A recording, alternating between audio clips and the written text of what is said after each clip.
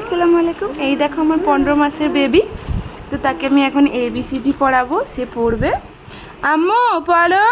A for apple, B for ball, C for clock. হ্যাঁ, এটা হচ্ছে কুইন। এইটা হচ্ছে আমার মাম্মা কুইন। এই দেখো মাম্মা হাম্বো। এটা হচ্ছে অক্স, অক্স মানে ষাঁড়।